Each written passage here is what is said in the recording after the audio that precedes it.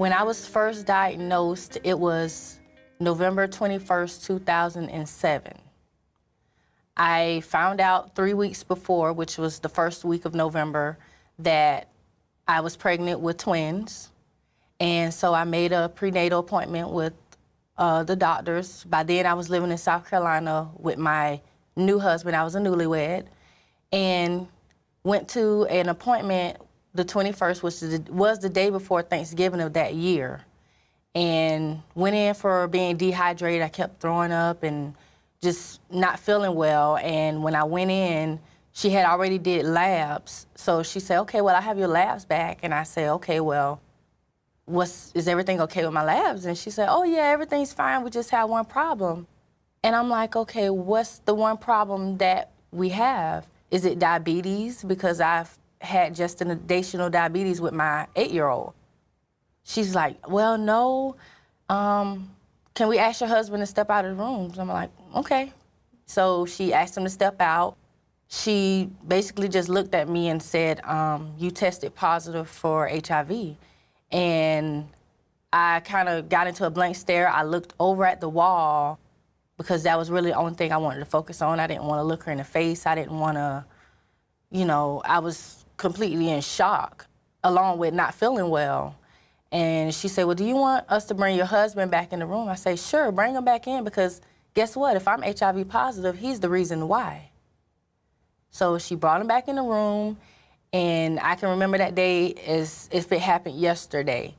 He just looked in shock when she told him, and it wasn't a shocked look as if, oh, she could have given me HIV. It was more of a look like, wow, she found out.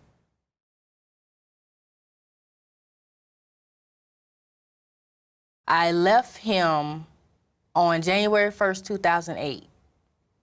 February 14th, actually the beginning of February, I was sitting at home and I was looking at the news, and there was a story that came across where there was a homosexual couple, an older male and a younger male.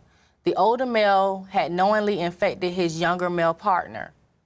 And at that moment, I found out that knowingly infecting someone without disclosing your status to them was a felony crime in the state of Florida.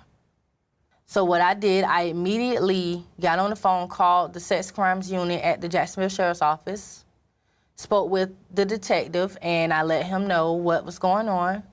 He let me know, okay, well, get us a police report, which I did. And once they got their police report, the first thing they wanted to do is to get a recorded confession from my ex-husband. So I'm like, okay, how am I gonna get a recorded confession, And he's all the way in South Carolina, here I'm in Florida, So at this time, he's begging me to come back to South Carolina to stay married to him.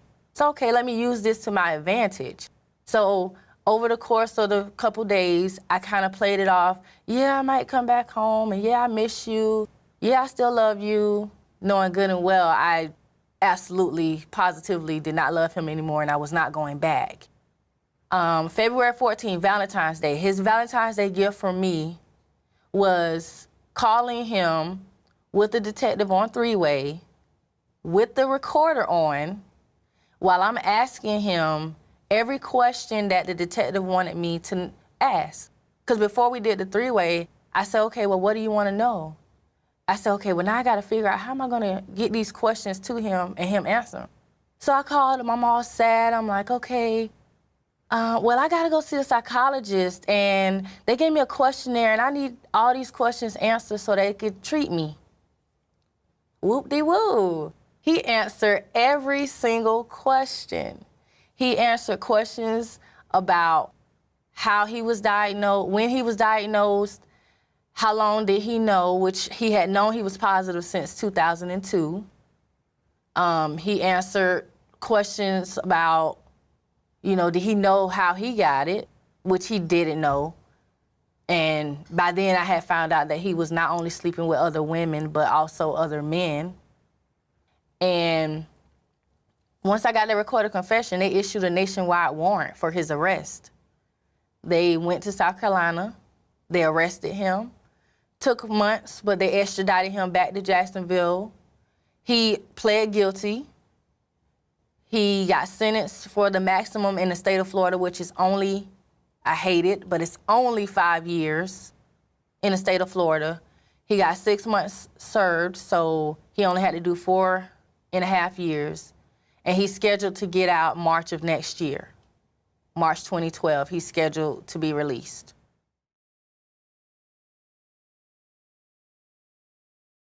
A lot of people feel like, oh, if I avoid this person because they're positive, then it won't happen to me.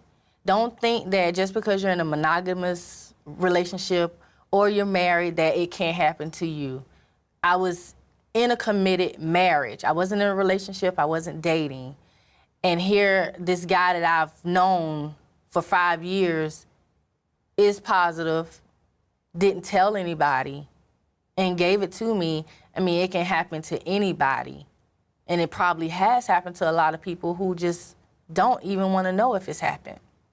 They assume, okay, I'm with this person, I'm married, it's not going to happen. So just understand that it can happen to you just as easily as it happened to me.